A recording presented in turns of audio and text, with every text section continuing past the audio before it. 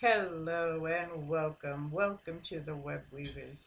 The Web Weavers provides a platform for those seeking spiritual awareness, sharing of knowledge, and it hopes to inspire and bring others together to share experiences, abilities, and inform, allowing all to share regardless of faith or the path they walk.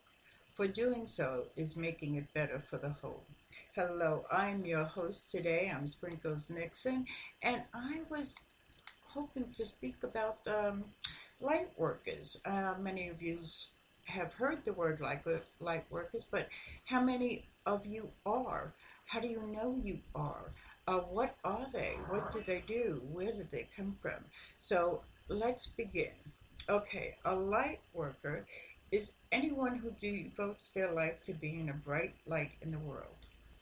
They understand their actions, no matter how big or small, and they have the potential to raise the vibration of the planet.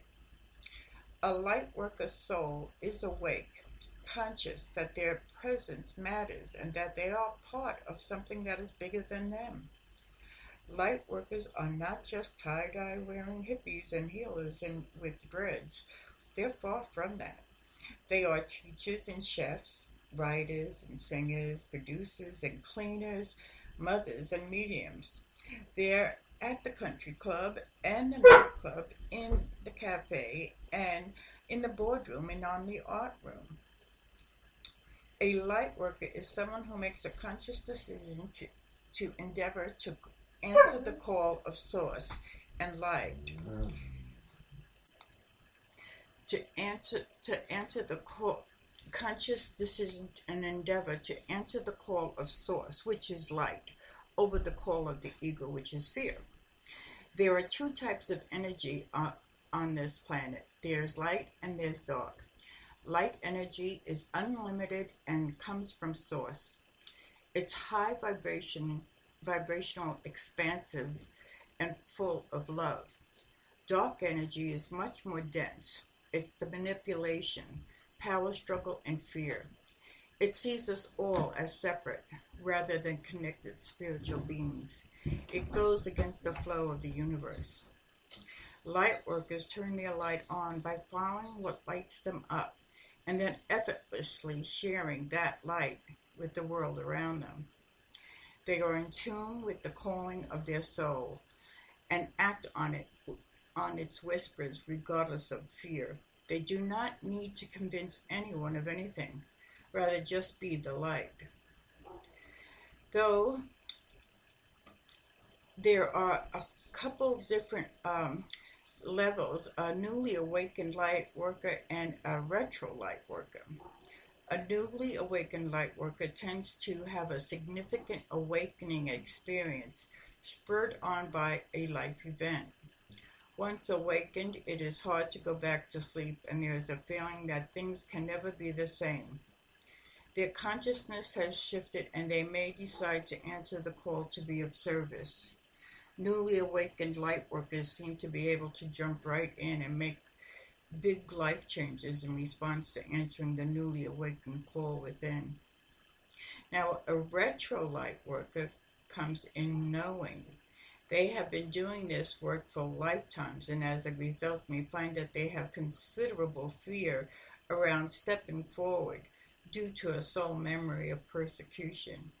They are likely to have always had a knowing that they were here for a reason, that there was work to do, and a feeling that time was running out.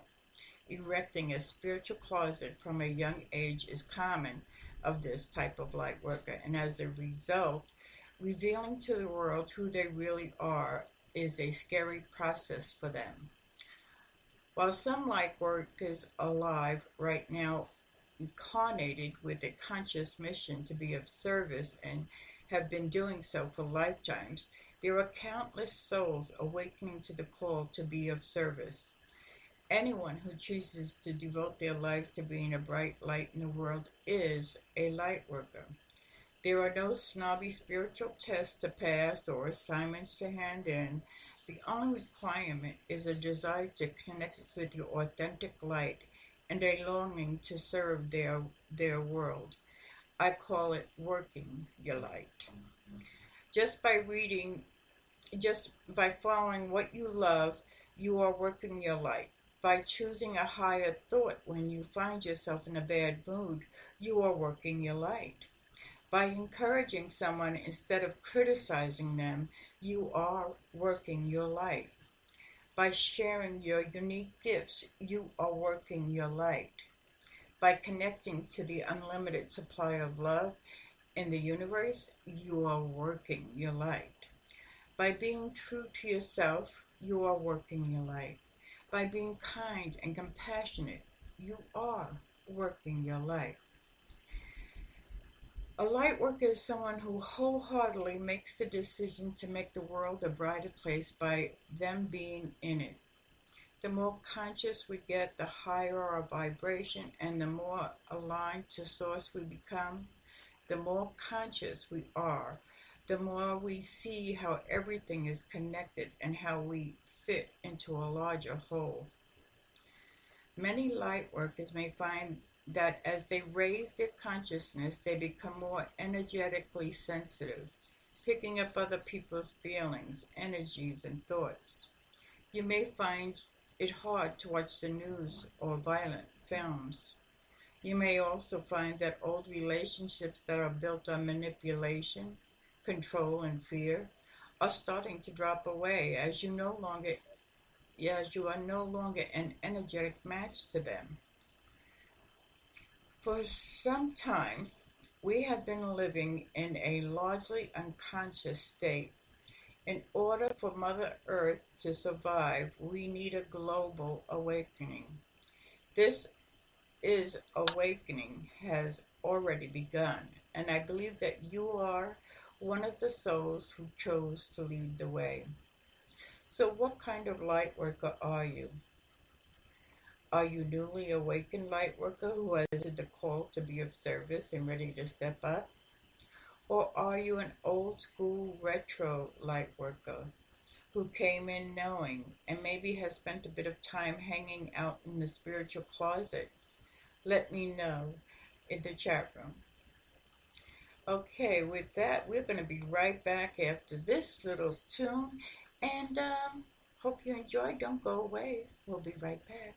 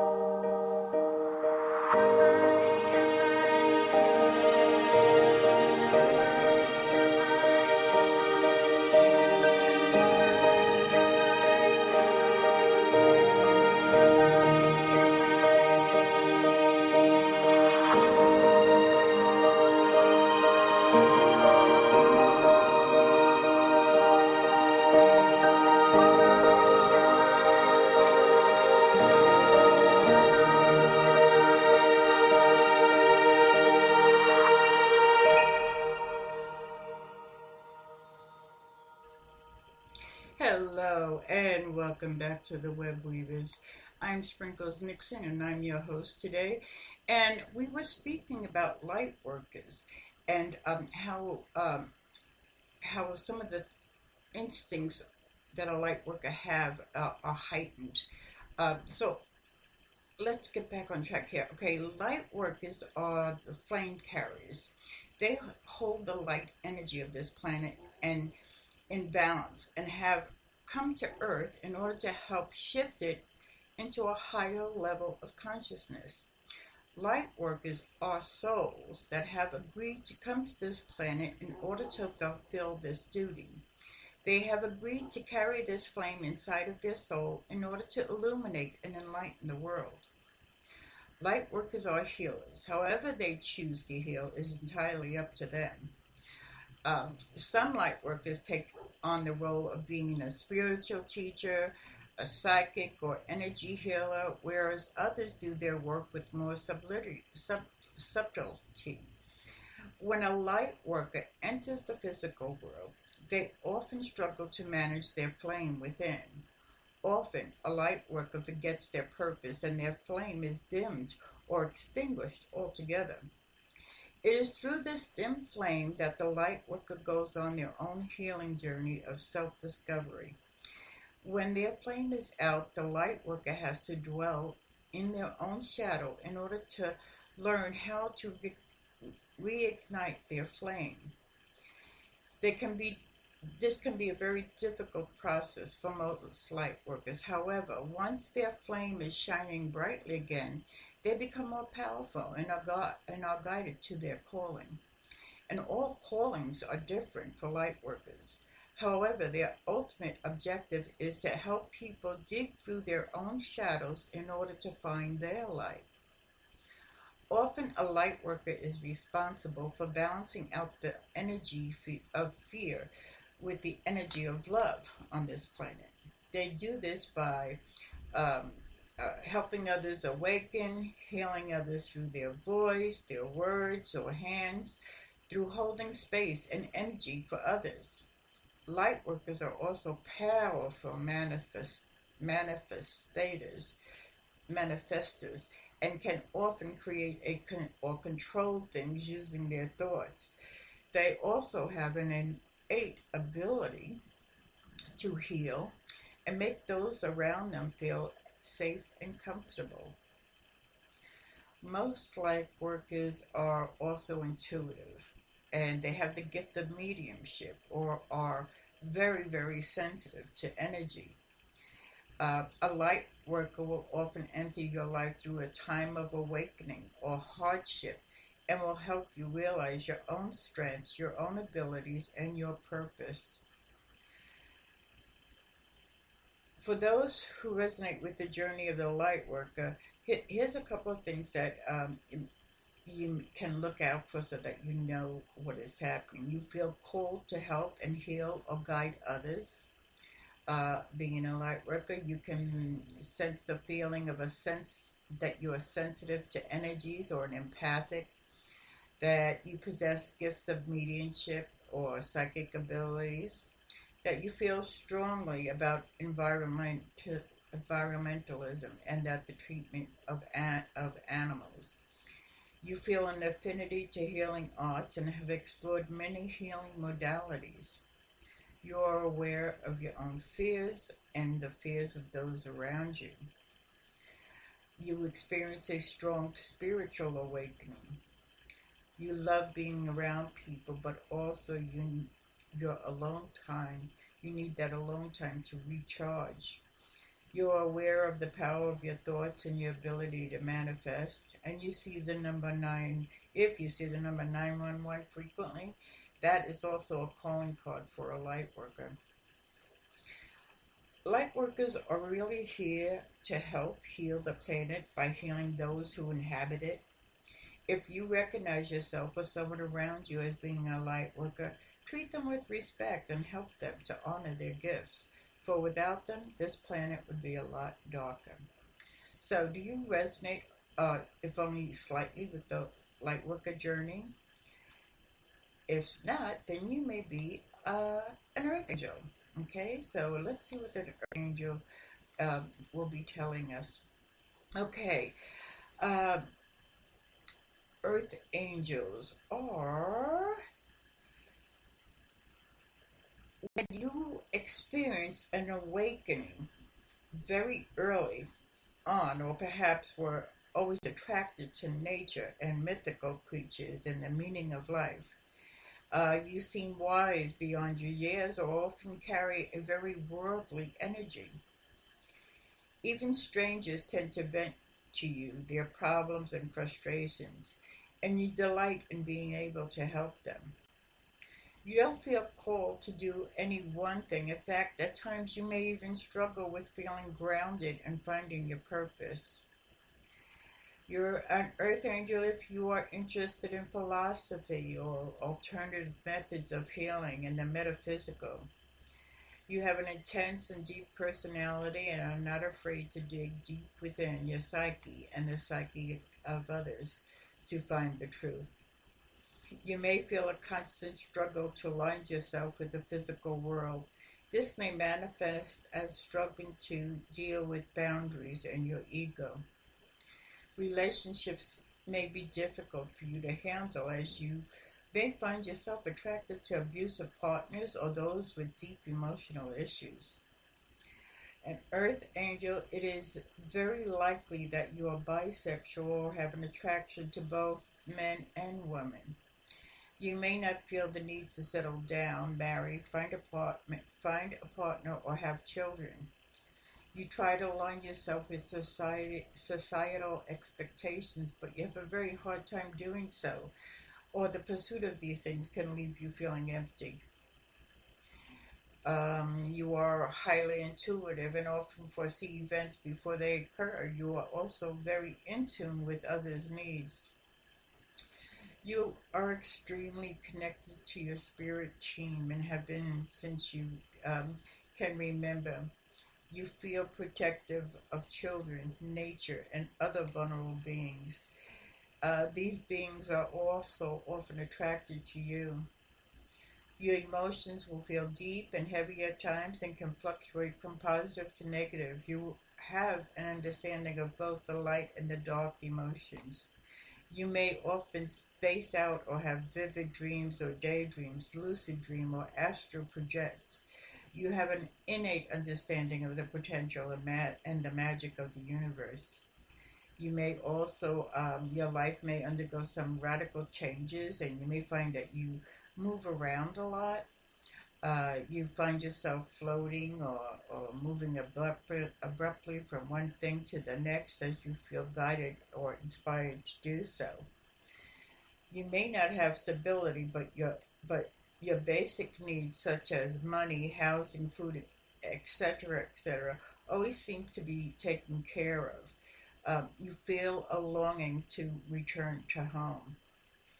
We are all here to help others and ourselves to evolve to a higher state of consciousness and universal love, regardless of whether we are an earth angel or not. But if you are truly curious of whether you are an earth angel, why not ask your spirit team, your guides, to send you a sign, a dream, or a message to confirm? Okay, so let me go on here. I want to go to mindfulness, being mindful, and what does that mean? Um, let's see. I'm. Are you walking? How about if we go over what if we're walking in the highest path? There there are certain times to let you know whether you are walking your path in or not, or if you're on the right path or not. Are you walking a path that is going to lead you to realizing your higher purpose? Okay, there are a few things to understand about the journey of life before you can answer this question.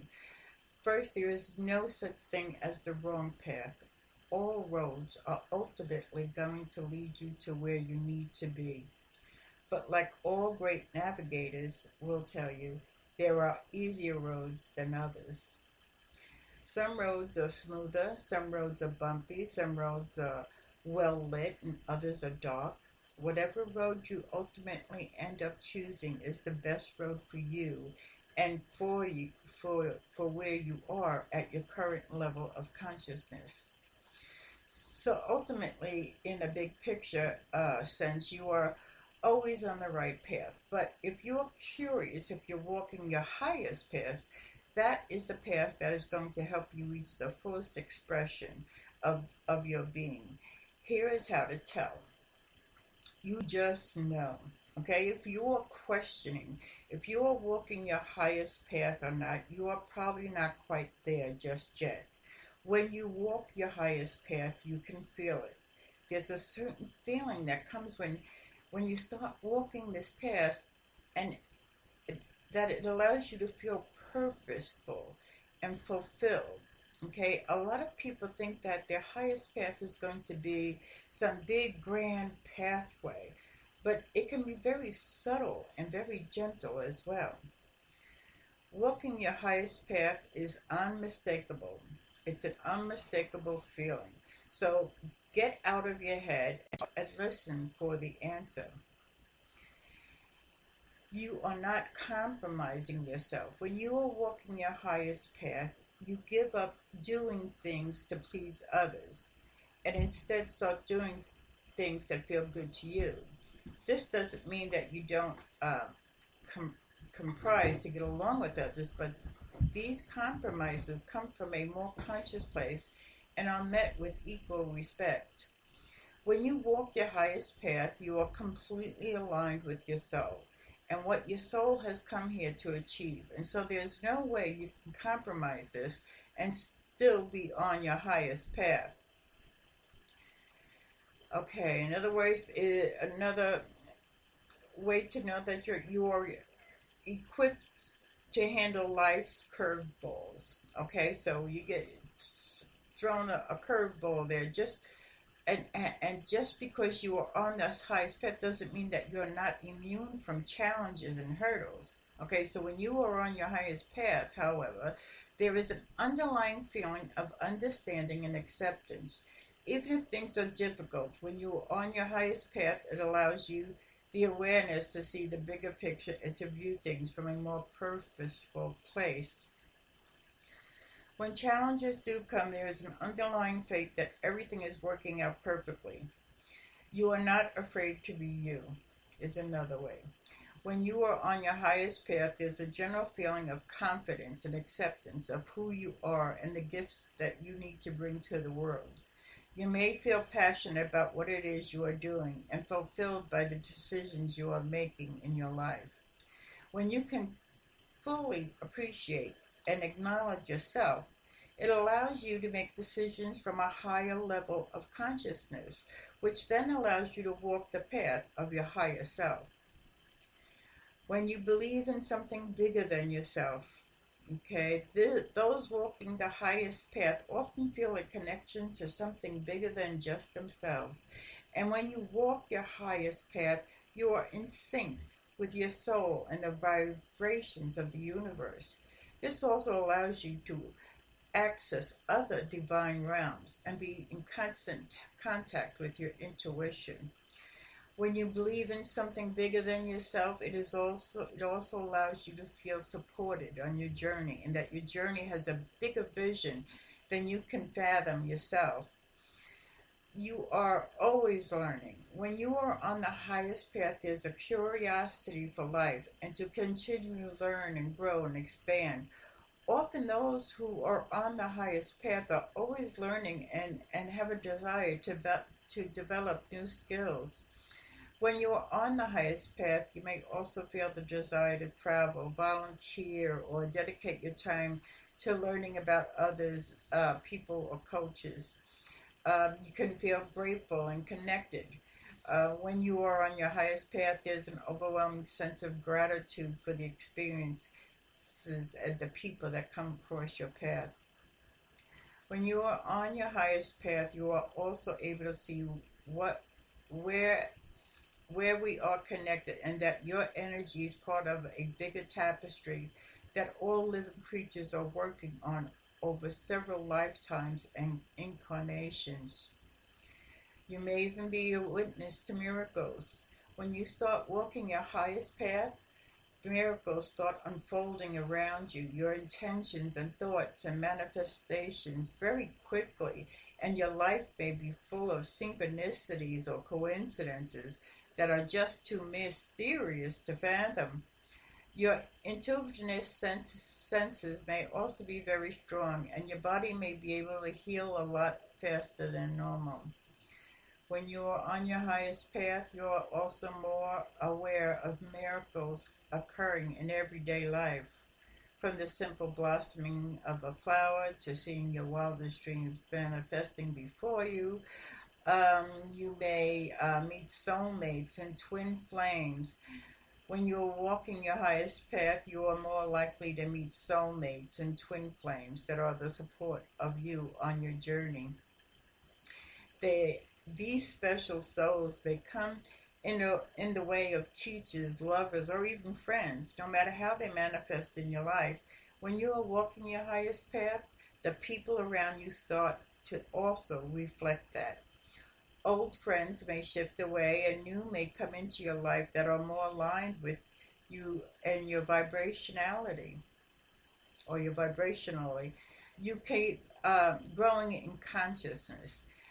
Just like you are changing, so too is your higher path. If you don't keep up with the changes of your highest path, it can knock you off course. This is why some people may feel that they used to be on the highest path but got lost somewhere along the way. But this is really very normal, and it will take time and a new level of consciousness and growth to find your highest path again. Your highest path is a feeling and not so much an external destination. No matter what is happening in your life and on an eternal level, walking your highest path is a feeling that we can all achieve when we start to realize our very own potential. So let's take a little break here and listen to another song here, and we'll be right back after this. Hello and welcome. You're listening to OTCR, the radio station that shines and shares its light with you.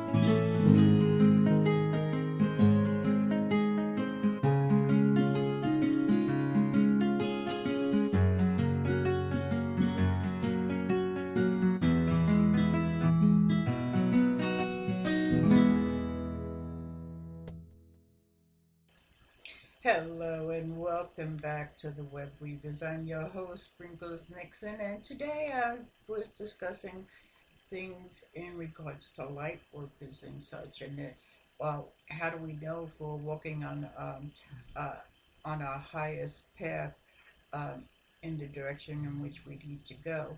So there's another thing that I'd like to make everybody kind of aware of is that how easy fear comes into play with a lot of things, and it can be the ultimate uh, fall of one who has un- ongoing challenges, and they just tend to weaken it and give up. So let's see what it means to have fear. So while fear can be responsible for holding us back and stopping us from living the life of our dreams, the problem is more in our relationship with fear rather than fear itself. Excuse me. So I'd like to discuss this a little bit more with uh, how it pertains to us and how we can kind of get some sort of control of it as well. But most of us have a very unhealthy relationship with fear. Most of us allow fear to control way too much of our lives and dictate far too much. So um, we're going to be speaking on fear and how we can kind of let that go and hopefully move on to more positive things if we are struggling with it. Fear is always going to exist, okay, just as it is the positive that exists as well. But it's an instinct that we all were given in order to help us navigate through this world. But problems occur when we give too much power to fear. When we hand over our power to fear, it debilitates us and causes us to live a life of worries, of regrets, and of scarcity. When we live in fear, we may find ourselves struggling to take action, feeling unworthy or unsupported by the universe, thinking negative of self-limiting thoughts, believing things are impossible, hiding the truth, um, blaming others, uh, being narrow-minded, wanting things to be perfect, putting our power in someone or something else's hands. When we surrender to our fear, however, it allows us to live a life that feels fulfilling, joyful, and abundant. If you are in the process of reworking a relationship that you have with fear, here are some powerful little tips that can help you get started. Uh, Learning to recognize fear. The first step to creating a healthy relationship with fear is to recognize fear in action. If you have been operating from a place of fear for some time, you may not even notice fear when it arises. Start by becoming conscious of when your fear emerges, and listen to how your fear operates. Try to be an observer of your feelings, of your thoughts. Uh, Fearful thoughts often sound like, okay, no, I can't do that. I better not. People will laugh at me. That's impossible. Someone else will take care of it. I don't have enough. I am not good enough. When you can identify fear, you are halfway there to making peace with it. Reprogram your fearful thoughts. When you start to identify fear creeping in, acknowledge that it is fear and then reprogram the thought. So, for example, okay, if a fearful thought comes in like, no, I can't do that, identify it and then replace it with the new thoughts like, of course, I can do it. I will figure it out. I'll be okay. So the positive emphasis on that fear uh, will open up a door to where you can possibly work with it. Essentially, by reprogramming your fearful thoughts, you are learning to operate from and strengthen the connection you have to your heart. Okay, feel the fear and do it anyway. Okay, so even if you're fearful, just do it anyway. Uh, you sometimes the best way to silence your fear is to act. So fear can sometimes leave you feeling debilitated, but when you are taking action, fear naturally steps out of the way. So when you're going to take that action, because you've changed it, you've actually moved on it. It can be difficult to take action when fear is in the mix because it can cloud your judgment.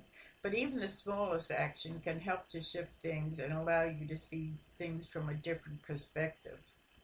When you start taking a step in the direction that feels the best choice to you in the moment, fear is no longer able to have a grip on you. This then allows you to see things with a more clarity, and it also opens up your intuition. Believe in something bigger than you. If you really want to release fear from your life, you have to believe in something outside of yourself. Whether it's God, the universe, love, your higher self, it doesn't matter which word you use. When you believe in something that is bigger than yourself, it allows you to feel supported, loved, and protected. It also allows you to trust in the higher purpose of your life. So when you believe in something bigger than you, it is easy to switch your limited fear-based thinking into something more loving and supportive. When you believe in something bigger than you, it is also a sign that you acknowledge who you really are and your unlimited potential. Where you shift out of fear-based thinking and into abundant love thinking, your whole world will shift to a new level and it will feel easier and more natural to live a life of your highest purpose.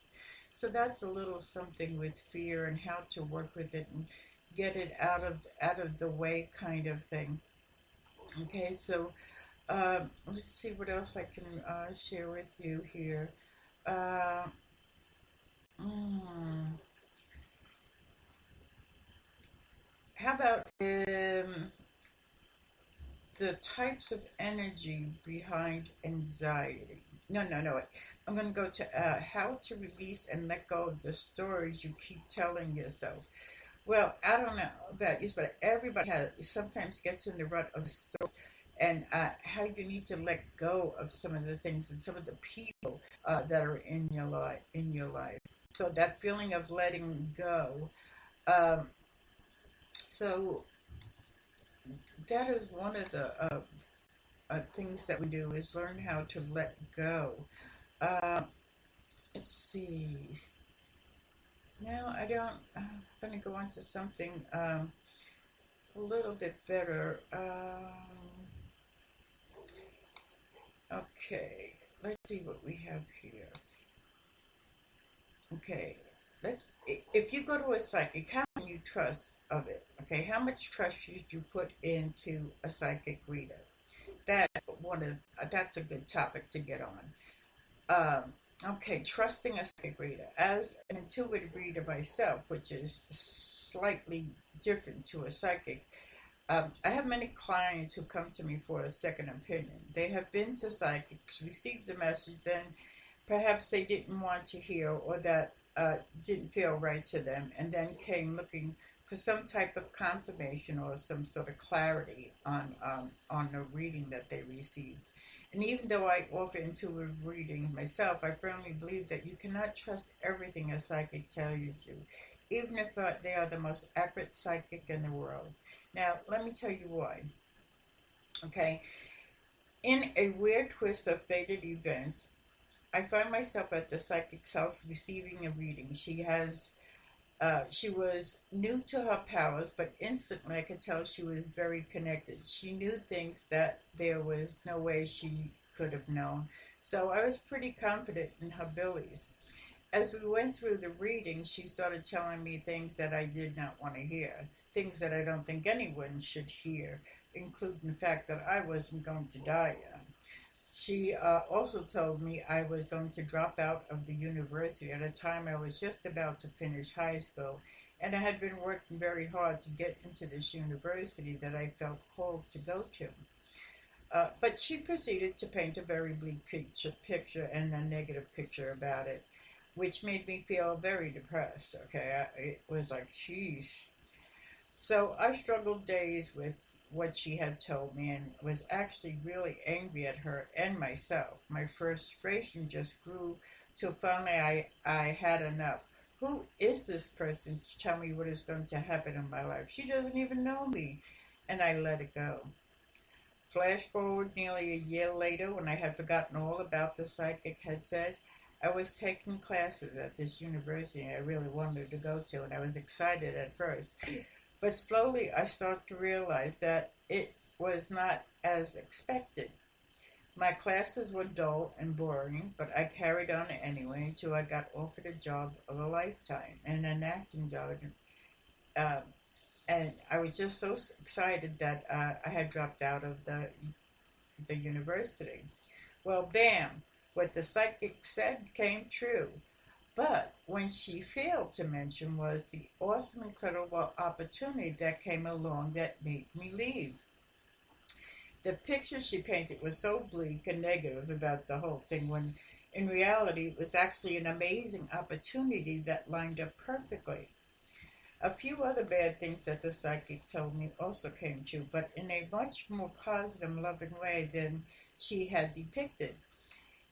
It was then that I realized that as talented as the psychic may be, you can always trust the person delivering the message, and you can't always trust that you are ready to understand the messages. Think of a psychic like a radio. If the radio is well made and full of clean, positive energy, the sound quality is going to come through perfectly. But if the radio is old, worn, and beaten, the sound quality is going to be poor, muffled, and even confusing to understand. When being an intuitive reader, I understand this. I may receive a message, but it's how I deliver the message that is very important.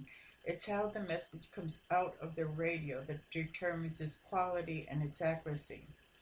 So, to answer the question, can you trust the psychic to know your destiny? The answer is really no. This is not to say that there aren't incredible psychics out there that can offer amazing guidance and assistance, but you have to be picky about who you choose to see. Okay, I usually go by word of mouth. It comes around and someone told me this psychic's very, very good. This medium was absolutely awesome. So keep eyes and ears open. And at the end of the day, the only person you can trust with your destiny is yourself, your soul, and the mysterious workings of the universe. While psychic and intuitives are a fabulous way to get clarity and to look deeper into energy soundings, you have to keep an open mind. You need to take the messages that you do receive that resonate with you and your own intuition and leave the rest to unfold as it needs to. And if you do receive something you don't want to hear, perhaps consider for a moment that it is not as bad as it seems, and that your own inner strength and power, there is nothing you can't work through or achieve. And the other thing is that, you have to keep in mind what is being picked up then. There's the time element is very hard to pinpoint on things, to put a time of event. It's very, very hard. And at any time, you have the power of choice, your own willpower to do things and change things. Uh, so whatever is given to you in a reading, if you take into consideration that you're the one that is in control, you're the one that will choose, and the result will be of your own choosing. So, and sometimes you may not get something in a reading at that moment, but it does come through after the reading, somewhere along the line. Because in my own experience, I've had people come back to me and say, "Oh my gosh, I couldn't relate with that, but now I do. I resonate fully with what you said of this certain person or whatever." So you may not get a full understanding just as you sit and wait. And when you do get a reading, I would tell you to ask for a recording of it, so this way you can go over it and you can see where and how you want to change things. If there was something negative, you absolutely have the power to turn around and do just the opposite. And no reading is set in concrete. It can change as there can be changes that take place that you yourself can make things come about. If you see that you can't get that job, well, maybe you really want that job and you can turn around and you can do it and make that a positive outcome for yourself. And if it's not, so be it. But you have choices, you have the decision, and you are the one that will be having the results. So keep that in mind, please. Okay, so we're going to go for another little break here. So tune in and we'll be right back after this.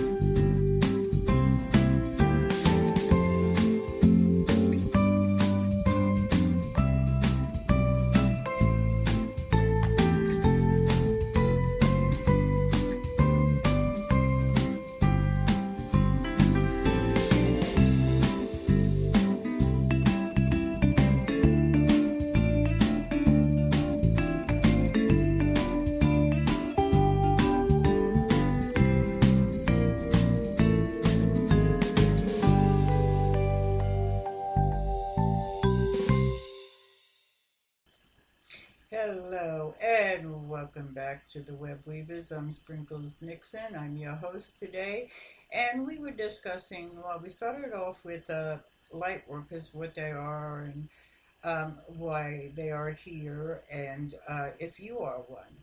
And we went over a few of the kind of descriptions or signs to tell if you are one. And then we spoke a little bit about fear, and now uh, I was thinking about another quotation. How many of you heard the cleanliness is next to godliness? Just what the heck does that mean? So I don't have too much time here, but I'm going to try to cover a little bit of exactly what that means. If there is some deeper truth to this, or it is just what my mother used to say to get you to clean your room, you know? Everything in this universe vibrates at a certain frequency. I mean, everything does, okay? Everything is energy. Every thought, every speck of dust, every piece of clothing, every thin, tiny grain of bacteria, and every item in your space has a vibration that emits a frequency. So, take a moment to look around the space that you are in, and every object has an energy, and just the same, every thought or every word ever spoken in that space also has an energy. This can be a lot of energy, especially when you are in a cluttered space or in a space with lots of people or things. Uh, it seems only natural then that the energy can build up in this space over time and create a certain feeling in the air. We have all felt the distinct differences between taking a walk through a temple where the air is very clean and pure compared to taking a walk through a shopping mall where there is a lot of clutter and stagnant energy. Cleanliness is not about germs and putting everything in its place. Cleanliness is also about being energetically clean. When you when your space is cluttered and full of negative or stagnant energy, it pushes you out of alignment. Just the same, when you are in a space that is energetically clean, it pushes you in alignment with your soul, which is the same as godliness. We all know how to physically clean a space, and while that is very important, it is also important to know how to energetically clean your space as well. Most of us have lots of energy that is built up in our homes, on our bodies, and we go get so used to this energy being there that we don't even notice it until it's gone. This is amplified if your space is also cluttered and disorganized, as the energy from all the things in your space and all the mess also adds to the buildup of energy. For centuries, people have been smudging spaces and auras in order to clean away stagnant energy, stagnant negative energy. And in the Buddhist temples, you will find incense in a shamanic ceremony they use. In a Zoroastrian fire temple, they burn sandalwood. Okay, I love sandalwood, by the way. Smudging is an ancient practice that has also been scientifically proven to clear away 94% of bacteria from the air for 24 hours. If smudging can be powerful enough to remove physical matter, it can definitely be powerful enough to remove energetic matter as well. When your space is clear and clean, it naturally lifts your vibration, which allows you to feel motivated, inspired, and creative. A clear space can also heighten your intuition and your psychic perception. Smudging with sage is a great way to clean negativity energy from the air, but there are some other options that you can try as well. Himalayan salt lamps, essential oils, incense, flower essence, sprays, gems, waters, candles, housing, cleansing potions, um, things of all sorts. So I'm running out of time here, and I'm going to leave it at that. So make sure being clean both of home and spirit and of self um, is essential to being a good psychic, good medium, because it helps. It clears away those energies that have been hanging around with you. Um, I just want to let you know that every Monday at 9 p.m. Eastern Standard Time and 7 p.m. Pacific, um, we have a Monday night reading night, and if you want to join us, you can. If you're a reader, you can give readings. If you're a reader and you want a reading, you can receive a reading as well. Those seeking to have a reading, all are welcome. Um, and it's on Monday nights at 9 p.m. Eastern Standard Time. And join us. It's going to be in the Google the Google link that is posted on the site, and I will be posting more of that for you as well. So, for now, we'll see what we can talk about next week at this time, or perhaps I might even have a guest to surprise you with. So do tune in and check out the next show that will be coming up. Is I believe it's Wednesday's Whispers with Peg Jones on Wednesday. So thank you all for listening, and talk to you again soon.